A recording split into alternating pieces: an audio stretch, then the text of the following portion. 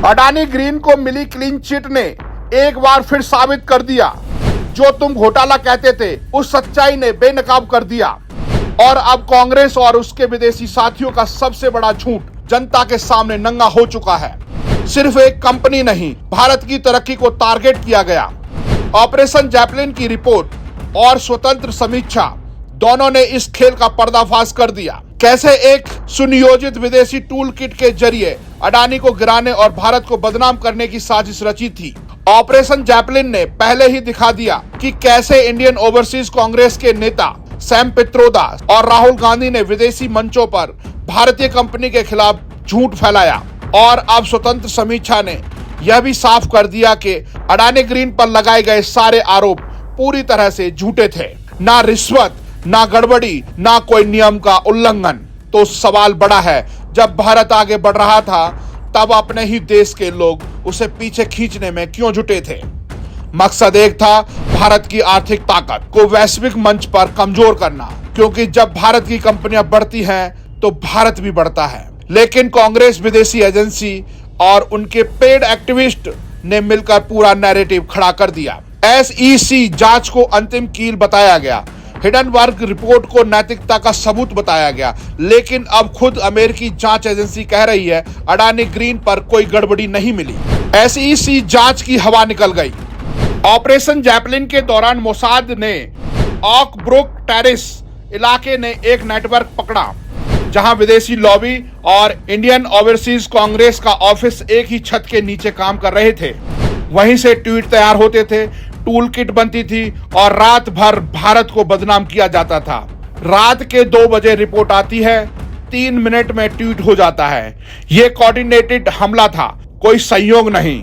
एक और बड़ा खुलासा, राहुल गांधी ने स्टैनफोर्ड यात्रा के दौरान हिडनबर्ग टीम से मुलाकात की। वादा मिला था अडानी और मोदी को खत्म कर देंगे। अब अडानी ग्रीन को क्लीन चिट मिल गई है, मोसाद की रिपोर्ट सही साबित हो चुकी है। तो कांग्रेस, राहुल गांधी और उनका IT सेल चुप क्यों है? देश जानना चाहता है। जब झूठ फैलाते वक्त इतनी आवाज थी तो अब सच सामने आने पर खामोशी क्यों? और यही नहीं, अब कांग्रेस और उनके एजेंट एक नई साजिश में भी फंसते दिखाई दे रहे हैं। जब भारत ने हाल ही में सबसे भयानक आतंकी हमला झेला, जब 26 हिंदू भाइयों को पाकिस्तान से आए आतंकियों ने मार दिया, तब भी कांग्रेस से जुड़े लोग भारत को बदनाम करने में लगे रहे। कांग्रेस के करीबी फेक हिस्टोरियन अशोक पांडे ने सोशल मीडिया पर झूठ फैलाया कि पहलगांव का हमला फर्जी था।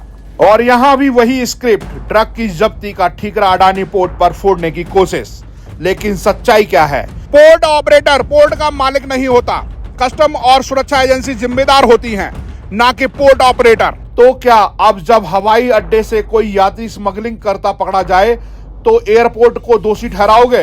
हकीकत यह है कि ड्रग्स पकड़े जाने का मतलब है कि पोर्ट सो नहीं रहा, चौकन्ना है। लेकिन कांग्रेस और उसके फेक हिस्टोरियंस को तो बस झूठ फैलाना है। सबसे बड़ा सवाल यह है, क्या ये हमला इसलिए था क्योंकि ड्रग्स माफियाओं को भारी नुकसान हुआ था? क्या वो दवाइयों और हथियारों के धंधे से पैसा बनाते हैं? वही अब अडानी और भारत के खिलाफ टूल किट चलवा रहे हैं। ड्रग के कंटेनर ईरान से आए थे। ईरान जो खुले तौर पर आतंकवादी संगठनों और हमास को समर्थन देता है। अशोक पांडे जैसे लोग जो कांग्रेस के करीबी हैं, वो लगातार फिलिस्तीन और हमास के प्रोपेगेंडा फैला रहे हैं। क्या कहीं से इनको फंडिंग मिल रही है? देश पूछ रहा है। जब हमारे जवान आतंकियों से लड़ रहे हैं, तब कुछ लोग फर्जी कहानियां बनाकर भारत को बदनाम कर रहे हैं। ऑपरेशन जैपलिन ने सिर्फ अडानी को क्लीन चिट नहीं दिलवाई, उसने कांग्रेस, विदेशी लॉबी और उनके पालतू एजेंट को पूरी तरह से एक्सपोज कर दिया है।